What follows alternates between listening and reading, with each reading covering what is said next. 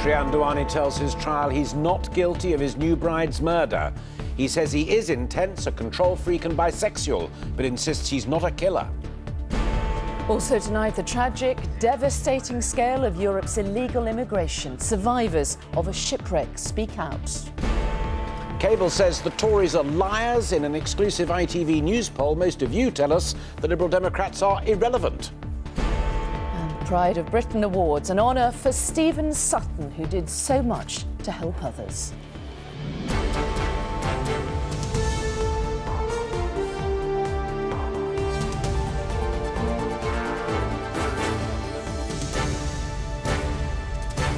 This is ITV News at 6:30 with Alistair Stewart and Mary Nightingale. Good evening. Srian Duani used his first day on trial for the murder of his wife to reveal personal details the prosecution is expected to highlight. He said he was bisexual, intense and controlling. But he denied orchestrating Annie Duani's murder, declaring himself in a strong, clear voice not guilty. Later, there were gasps throughout the South African court as images of Annie's body were shown slumped in a taxi where she had been shot on her honeymoon. Our Africa correspondent Rohit Kachru reports from Cape Town. It has taken 4 years to get him into this seat, but today Srian Duani sat in a South African dock for the start of his trial. Our cameras were allowed to film him beforehand, but moments later he would stand to deny the charges. Not guilty to all 5 counts, he said in a clear voice. The evidence was too distressing for the family of Annie Duani, who tried but failed to contain their emotions when graphic video was shown in court. It was taken moments before these photographs and showed the victim's body slumped on the back seat of their car. Some of her relatives cried in court. They shook their heads. The defendant bowed his. Prosecutors say Srian Duani commissioned the killing. He says there was a carjacking, and what he told the police was read to the court. The driver said they were not going to hurt us. They just wanted the car and they were going to let us go separately. I begged them to let us go together. The last thing I had said to Annie was to be quiet and not to say anything. This was to be the start of a new life, a new marriage, but he's accused of plotting her death to end a relationship that he admitted had been turbulent. He'd written to her, "If you really think being with me is not going to make you happy, then this is not right for you. I really hope that that is not what you are saying, but I don't want to feel like I've forced you into something." Prosecutors will say the millionaire married, then murdered, arranging the shooting of a wife that he didn't want to be with. His statement revealed that he's attracted to men as well as women. My sexual interactions with males were mostly physical experiences or email chats with people I met online or in clubs, including prostitutes. He didn't say whether his new wife was aware of his sexuality. His family walked away after the first few steps of this long court process. He was driven away to screams and to camera flashes. Shame on you! Back to a psychiatric hospital until his trial resumes. Tell us more about how the families reacted to that evidence in court today. Well, for them, Alistair, it was an emotional, distressing and illuminating day in court, and it opened with that revelation about Srian Duani's sexuality. That, according to prosecutors, will become significant as they outline their case later in the trial, and they will call witnesses to testify as such. It's been 4 years since the wedding, and inside the court, his family sat on one side, Annie's family sat on the other, and it was easy to draw a parallel between the scene inside this courtroom and at their wedding 4 years ago. But after 4 years of investigation and extradition, there is now another lengthy legal process ahead, this trial due to last 2 months or so. Rohit, thank you. 3 survivors of last month's tragic sinking of a packed migrant boat in the Mediterranean have spoken of their ordeal on camera for the first time. Around 500 passengers died when their boat was rammed by the traffickers they had paid for the crossing. They are among more than 3,000 migrants who are thought to have died trying to reach Europe so far this year. The UN says since January, a record 165,000 people have attempted to cross the Mediterranean. Our Europe editor James Mates has a special report on the growing crisis of migrants in the Mediterranean. There is a tide of humanity sailing towards Europe this autumn. Refugees from Iraq, Syria, Gaza, Libya, Egypt. From every conflict that's filled our news bulletins all year come the frightened, the displaced, the dispossessed, all preferring to risk their lives on the open seas rather than live in homelands ravaged by war.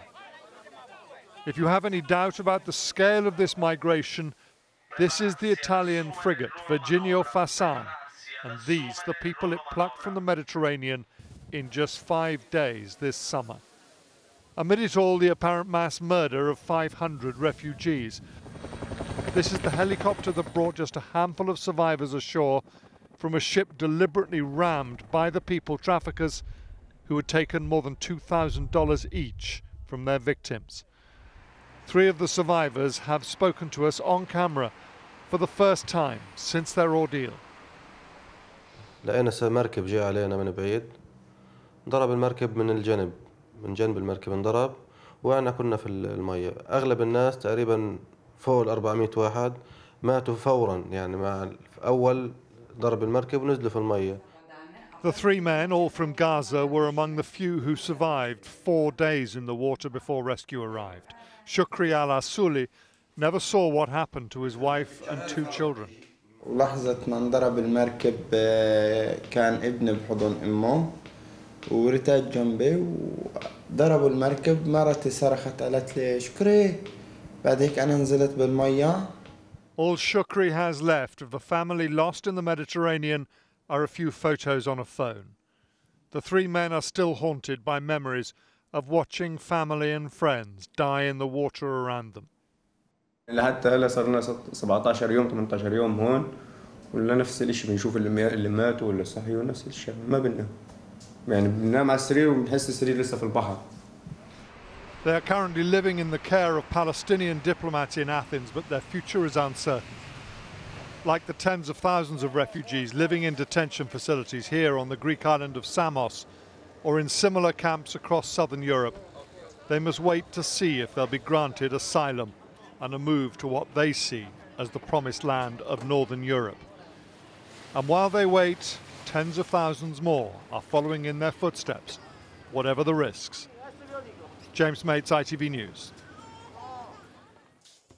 The murdered British hostage Alan Henning has been remembered in Syria, where he volunteered to deliver badly needed aid before he was kidnapped by Islamic State.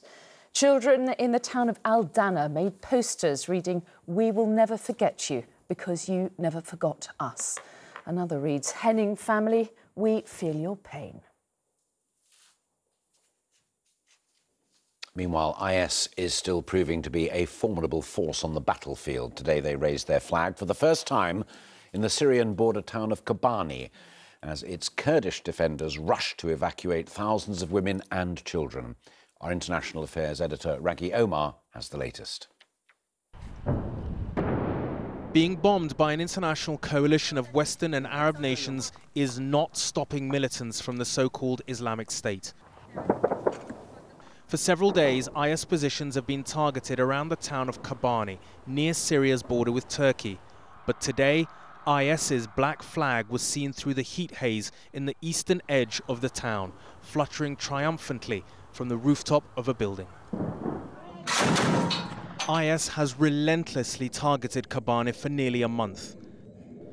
The group has even deployed tanks to try to take the town. Many of the 400,000 Kurds estimated to live there have fled, fearful of what will happen to them if IS takes control. Kobani sits right on the border with Turkey and would represent a significant prize for IS militants. It would give them a strategic foothold right on the doorstep of a major NATO ally. And what's more, it would show the world that the airstrikes the US has been leading are not enough to stop its advance in the region. IS militants are on the edge of Kobani, and Kurdish forces trying desperately to defend it say it could fall at any moment. If it does, it will open a new chapter in this conflict. Not only will it force Turkey's hand to finally act against the group, but it will surely call into further question the West's reliance on airstrikes and reluctance to put in any ground troops. Raghi Omar, ITV News. Well, meanwhile, it's been reported that 2 British men thought to have been fighting with IS were involved in a prisoner swap between Islamic State and Turkey. And our political correspondent Carl Dinnan is outside the Foreign Office for us right now. Carl, what is believed to have happened here? Well, this all starts with the release last month of 49 Turkish consular staff who had been held by Islamic State. Now, the Times newspaper today reported that part of the deal to get them back included this prisoner swap of 180 or so alleged IS fighters who were sent the other way, apparently including these 2 British men. The 2 British men have been named as Hisham Fokard, who's 26, and Shabaz Suleiman, who's 18 and from Buckinghamshire. Now, we know that Mr. Suleiman has been in the region. The Foreign Office have confirmed that they've been trying to help his family find him. After that, things are less clear. Whitehall sources tell me they wouldn't be at all surprised if there had been a prisoner swap, but they can't confirm that these 2 men were involved in it. OK, Carl Dinnan at the Foreign Office. Thank you. Now, as the Liberal Democrats have spelt out their policies at their party conference in Glasgow, an ITV News poll suggests most of you think that they have become irrelevant. But they are keeping up their fight to convince voters that that is not the case. The Business Secretary, Vince Cable, today accused the Conservatives of lying about eliminating the budget deficit without tax rises. He said that is impossible. Well, our Deputy Political Editor, Chris Shipp, reports from Glasgow. He's not known for his sunny disposition nor for his reserves of optimism, and Vince Cable's speech here was characteristically sombre as he accused those with whom he shares the cabinet table of telling untruths to voters. And any politician who tells you that the next government can balance the budget and avoid tax increases is lying to you. He didn't mean any politician, of course. He meant Chancellor George Osborne, who last week announced huge welfare savings and spending cuts, but no tax rises. The Tories' proposal to take another 25 billion or more out of welfare and unprotected government departments will do great harm to valuable services and to millions of working people on low incomes. And to imagine otherwise is a fantasy. So Mr Cable just drew the first red line for any coalition talks after the election. But for Nick Clegg, the main ingredient for those negotiations will be a big enough number of Lib Dem MPs, and tonight our poll shows what an uphill struggle that will be. More than half of voters think the Lib Dems have become irrelevant. 44% say it was a mistake for the Lib Dems to join a coalition with the Conservatives, and only 14% trust Nick Clegg to keep the promises he makes.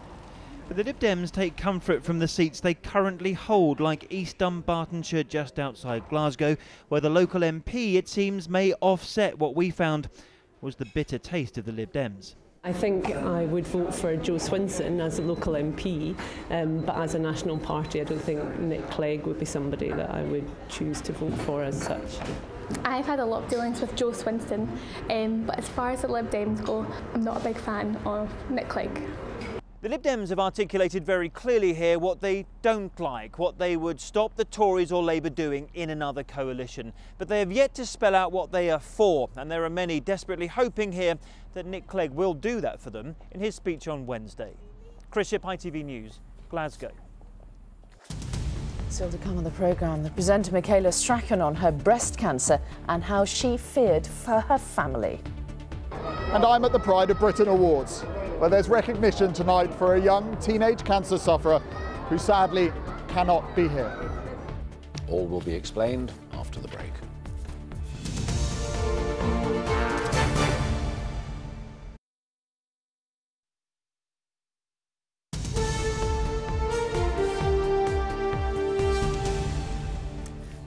Welcome back. The television presenter Michaela Strachan has revealed that she has had a double mastectomy after being diagnosed with breast cancer.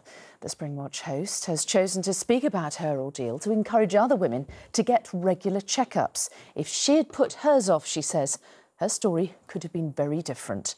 Here's Lewis Vaughan-Jones. Just 2 weeks after major surgery, Michaela Strachan appeared on TV with her young son. They are unpredictable, both children and animals, so... Just over a month earlier, doctors had told her she had breast cancer. You get that panic, that well of panic, and I couldn't breathe and I went in sobbing, and what made it even harder for me is my partner lost his wife to cancer, and so to have to go and tell him I've got cancer was heartbreaking. Doctors advised her to have both breasts removed, a double mastectomy. And we've had a tip-off that the kittiwakes here at Minsmere... The operation was a success and she was able to start working again. Probably nesting on one of the largest man-made structures in the area. Very silly costumes we have here. Michaela Strachan has been a TV presenter for decades, most well known for her wildlife programmes. Alone, there are around 1,200 tigers. And other high-profile women have gone public with their experiences too. Last year, Angelina Jolie had a double mastectomy as a preventative measure. It led to a rise in the number of women requesting tests. Hiya, Mark. Michaela Strachan believes routine screening helped save her life. If I hadn't had my mammogram and, maybe at 55, had gone in and thought, oh gosh, must do that, forgotten to have that for the last few years, who knows, it could have been a very different story.